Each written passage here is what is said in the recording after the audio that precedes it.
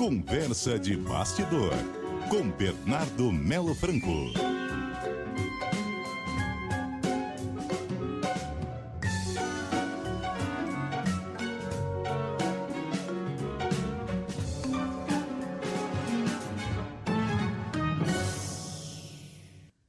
Boa tarde, Bernardo Melo Franco.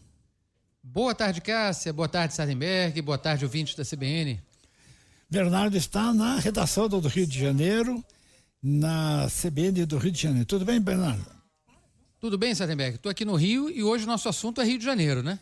Ah, é? O que nós temos de Rio aí? Bom, tem muito assunto para o Rio de Janeiro. Olha, Sardenberg, você pode até escolher por onde a gente começa, porque o que não falta aqui é confusão na política. Exatamente. Olha a situação do Rio de Janeiro.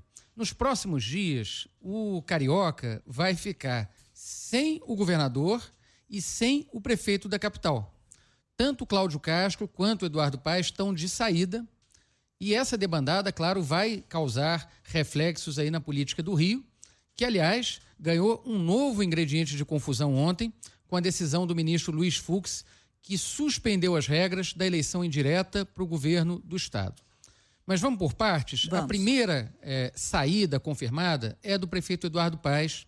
Ele deixa o cargo amanhã e passa para o vice Eduardo Cavalieri. O caso do Paes é um caso que chama muita atenção, Sardenberg e Cássia, porque ele se reelegeu prefeito do Rio há menos de 2 anos, com um discurso de campanha de que não ia abandonar o cargo para concorrer ao governo do Estado. Ele chegou a jurar pelo Vasco e pela Portela na campanha. Talvez isso explique aí a fase que a escola de samba e o time estão passando nesse momento. Porque, enfim, o Paes não é o primeiro político a prometer ficar no cargo até o final e sair, né? Tem o caso famoso do José Serra em São Paulo, muitos outros casos também pelo Brasil. Mas o fato é que ele fez essa promessa, está descumprindo essa promessa, porque quer disputar o governo do Estado e amanhã passa o governo para um vice-prefeito que tem apenas 31 anos, personagem muito pouco conhecido e pouco experiente aqui na política do Rio. Agora, o próximo da fila é o Cláudio Castro, governador do Estado. E os aliados dele estão dizendo, no dia de hoje, que essa renúncia do governador deve sair até segunda-feira. E o Cláudio Castro, diferentemente do Paes, ele é um governador encrencado nesse momento com a justiça. Ele é alvo de um processo de cassação que está em julgamento no Tribunal Superior Eleitoral. Já tem 2 votos pela cassação dele e esse julgamento deve voltar à pauta no próximo dia 24, portanto, na semana que vem. Qual que é o cálculo eleitoral do Cláudio Castro? Eleitoral e jurídico, né? Ele quer sair do cargo antes da data limite e antes da conclusão desse julgamento, acreditando que com isso possa convencer o TSE a simplesmente deixar de cassá-lo, deixar de aplicar a ele a punição de 8 anos de inelegibilidade. O que os advogados do Castro dizem é que com a renúncia perde-se o objeto do julgamento. Agora, a ver se o TSE vai aceitar essa manobra, primeiro porque desmoralizaria a própria Justiça Eleitoral e segundo porque há precedentes também no Brasil de julgamentos que são concluídos após a renúncia do político, né, que tenta renunciar para escapar da cassação. O exemplo mais clássico dessa história é do próprio ex-presidente Fernando Collor, né, que renunciou no dia em que o Senado ia votar o seu impeachment. Mesmo assim, a votação aconteceu e ele ficou inelegível. Bom, e aí, Bernardo, a gente tem toda a discussão em torno de quais podem ser os candidatos a esse mandato tampão no governo do Rio de Janeiro, né? Pois é, Cássia, e aí tem mais confusão à vista. Porque a decisão de ontem do ministro Luiz Fux, uma decisão liminar, ela suspende as regras que a Assembleia Legislativa tinha definido para essa eleição indireta. Por que indireta? Porque o Cláudio Castro não tem vice. O vice dele era o Thiago Pampolha, renunciou para ser nomeado para o Tribunal de Contas do Estado. Então, como não vai ter governador e não tem vice, a regra diz que a Assembleia Legislativa elege de forma indireta, portanto, sem a participação dos cidadãos. São os deputados estaduais que elegem o próximo governador do estado, que vai cumprir um mandato tampão até o final desse ano. Mas qual que é o problema dessa decisão do Fux?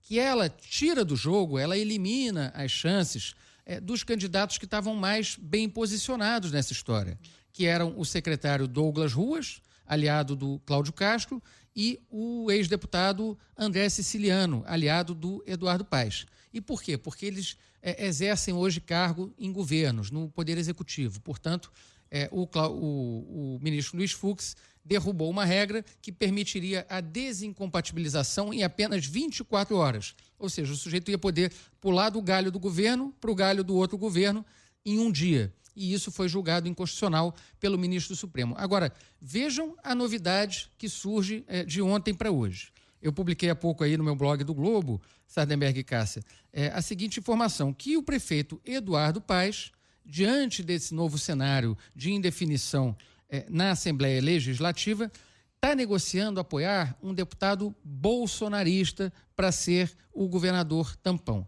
E quem que é esse deputado? Um deputado chamado Chico Machado, também pouco conhecido do grande público, é um parlamentar que tem base no interior do estado do Rio, na cidade de Macaé, lá no norte fluminense, e vejam só, bolsonarista de carteirinha.